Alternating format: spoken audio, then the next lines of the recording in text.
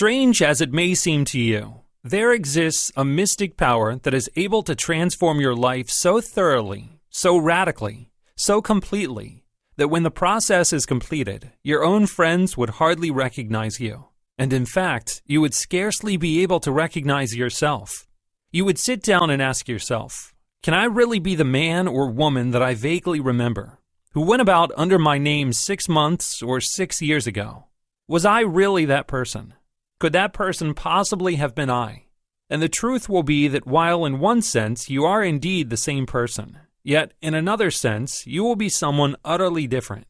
This mystic but intensely real force can pick you up today, now, from the midst of failure, ruin, misery, despair, and in the twinkling of an eye, as a wise person said, solve your problems, smooth out your difficulties, cut you free from any entanglements, and place you clear, safe, and happy upon the high road of freedom and opportunity. It can lift you out of an invalid's bed, make you sound and well once more, and free to go out into the world to shape your life as you will. It can throw open the prison door and liberate the captive. It has a magical healing balm for the bruised or broken heart. This mystic power can teach you all things that you need to know, if only you are receptive and teachable. It can inspire you with new thoughts and ideas, so that your work may be truly original. It can impart new and wonderful kinds of knowledge as soon as you really want such knowledge. Glorious knowledge. Strange things not taught in schools or written in books. It can do for you that which is probably the most important thing of all in your present stage. It can find your true place in life for you and put you into it too. It can find the right friends for you. Kindred spirits who are interested in the same ideas and want the same things that you do. It can provide you with an ideal home. It can furnish you with the prosperity that means freedom. Freedom to be and to do and to go as your soul calls. This extraordinary power, mystic though I have rightly called it, is nevertheless very real. No mere imaginary abstraction, but actually the most practical thing there is. The existence of this power is already well known to thousands of people in the world today, and has been known to certain enlightened souls for tens of thousands of years. This power is really no less than the primal power of being, and to discover that power is the divine birthright of all. It is your right and your privilege to make your contact with this power, and to allow it to work through your body, mind, and estate, so that you need no longer grovel upon the ground amid limitations and difficulties, but can soar up on wings like an eagle to the realm of dominion and joy. But where, it will naturally be asked, is this wonderful mystic power to be contacted? Where may we find it? And how is it brought into action? The answer is perfectly simple. This power is to be found within your own consciousness, the last place that most people would look for it. Right within your own mentality, there lies a source of energy stronger than electricity, more potent than high explosive, unlimited, and inexhaustible. You only need to make conscious contact with this power to set it working in your affairs, and all the marvelous results enumerated can be yours. This is the real meaning of such sayings in the Bible as, "The kingdom of God is within you, and seek ye first the kingdom of God, and all the rest shall be added." This indwelling power, the inner light or spiritual idea, is spoken of in the Bible as a child, and throughout the scriptures, the child symbolically always stands for this. Bible symbolism has its own beautiful logic, and just as the soul is always spoken of as a woman, so this, the spiritual idea that is born to the soul, is described as a child. The conscious discovery by you that you have this power within you, and your determination to make use of it, is the birth of the child. And it is easy to see how very apt this symbol is, for the infant that is born in consciousness is just such a weak, feeble entity as any newborn child, and it calls for the same careful nursing and guarding that any infant does in its earliest days. After a time, however, as the weeks go by, the child grows stronger and bigger, until a time comes when it can well take care of itself. And then it grows in wisdom and stature until, no longer leaning on the mother's care, the child, now arrived at man's estate, turns the tables and repays its debt by taking over the care of its mother. So your ability to contact the mystic power within yourself, frail and feeble at first, will gradually develop until you find yourself permitting that power to take your whole life into its care. Now, in Bible symbolism, the virgin soul means the soul that looks to God alone, and it is this condition of soul in which the child or spiritual idea comes to birth.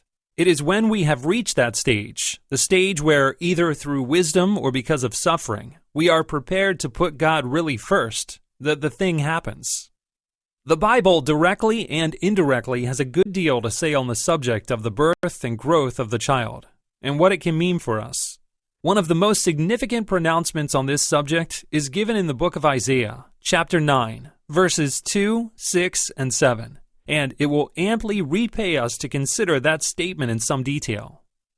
Isaiah says, "The people that walked in darkness have seen a great light. They that dwelt in the land of the shadow of death, upon them hath the light shined."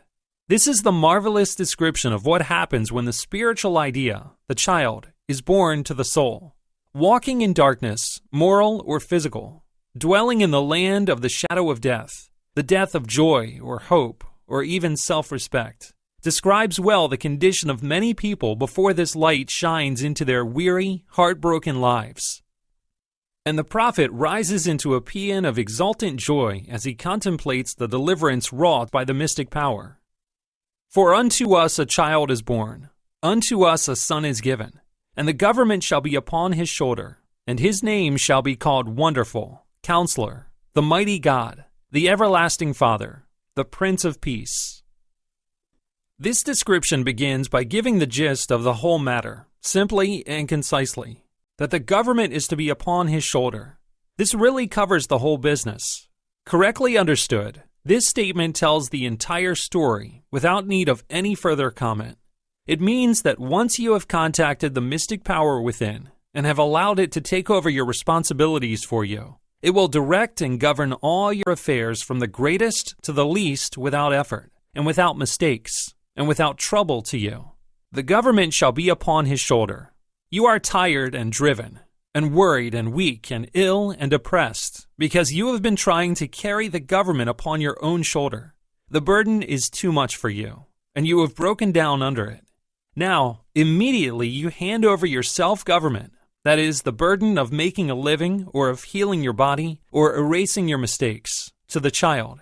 He, the tireless one, the all-powerful, the all-wise, the all-resourceful, assumes it with joy, and your difficulties have seen the beginning of the end. The prophet next goes on to speak of the name of the child. And if we know something of Bible symbolism, we know that we are now going to learn something fundamental. For in the Bible, the name of anything means the character or nature of that thing. And so we realize that a name is not merely an arbitrary label, but actually a hieroglyph of the soul. We are given no less than 5 names or qualities of the child. Let us examine them and see what they tell us. First of all, Isaiah says that the name of the child is Wonderful. And this, in fact, is the first and the outstanding quality. This child is a wonder child. The word wonderful used here requires to be carefully scrutinized. As employed in the Bible, it implies simply and plainly a miracle. A miracle, just that, and nothing less. Because you have to realize that the Bible teaches the miracle from the first page to the last. The Bible repeatedly says that miracles can happen, and that they do happen. And it gives detailed and circumstantial accounts of many specific cases.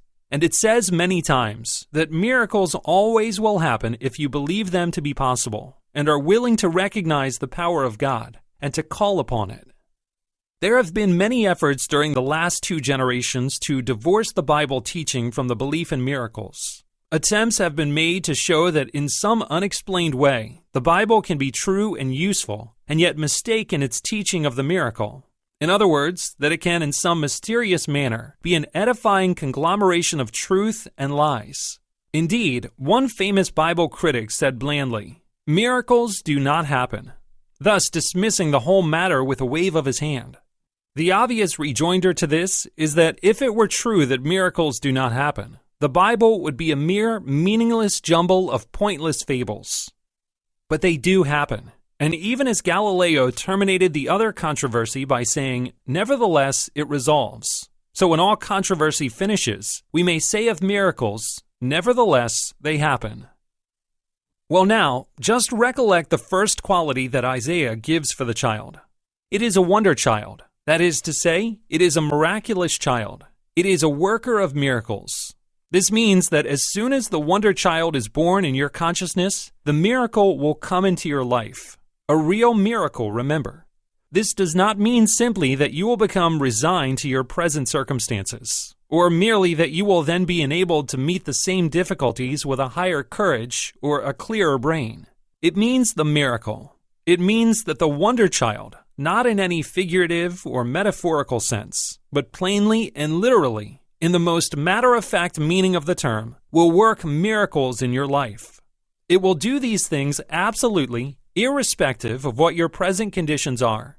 It is in no way constrained or constricted by your present circumstances. The whole point is that the wonder child can lift you out of those very circumstances and set you down in different circumstances. The wonder child is the miracle child. Now, let us take the second point that the prophet gives us concerning this wonder child.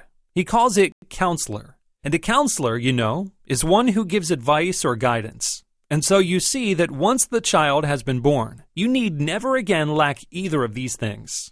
The child will be your infallible counselor.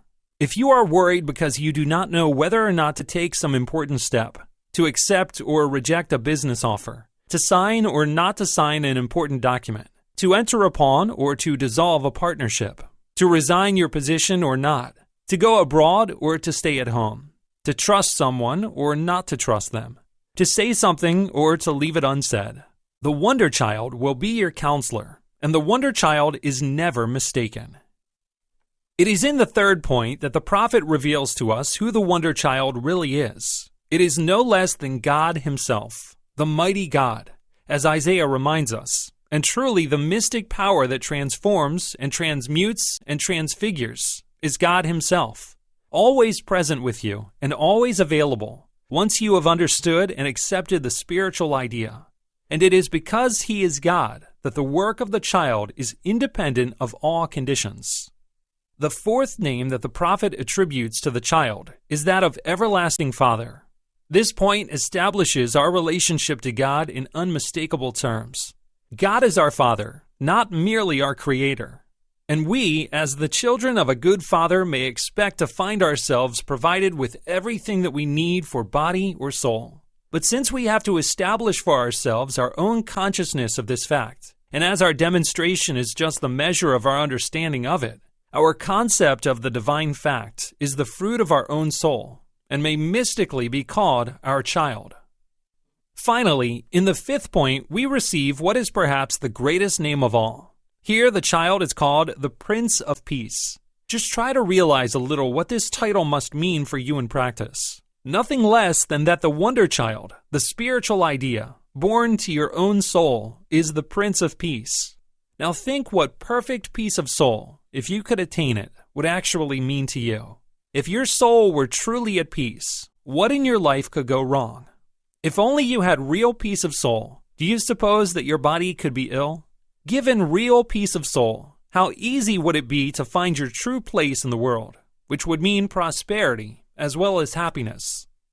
How easily, how quickly, and efficiently you could perform your work such as you have never done yet, and in less than half the usual time. Of course, everybody knows that this is what would follow the attainment of soul peace, but there is still much more in it than that. What you perhaps do not know is that once you have attained true peace of soul, you have made it possible for the mystic power, the wonder child, to teach you new things, utterly beyond the compass of your present understanding, enabling you to do things in the world, if you should wish to, that nobody would have deemed it possible that you could do. Well, it is in this very nature of the wonder child to give you just that very soul peace. And it is because of this function that it is called the Prince of Peace. Isaiah goes on to tell us that this is no limited demonstration, but that once it begins, it goes on and on as we rise higher and higher in consciousness, increasing and expanding more and more unto the perfect day. Of the increase of his government and peace there shall be no end, upon the throne of David and upon his kingdom, to order it and to establish it with judgment and with justice from henceforth even forever. The throne of David is of course Jerusalem, which is Yeri-Salem, the city of peace, this very peace that we have been discussing. And Jerusalem symbolically is the awakened consciousness. There shall indeed be no end to the increase of that government. And in view of the possibility that the weaker souls, the fearful and the unbelieving, and the depressed, should find it impossible to believe that such good tidings could possibly be true, the prophet clinches the matter with the definite assertion, "The zeal of the Lord of hosts will perform this." This should remove all sense of personal responsibility for the demonstration, the bugbear of so many seekers. Have we not seen that the gist of this whole matter is just this very point, that the government shall be upon his shoulder?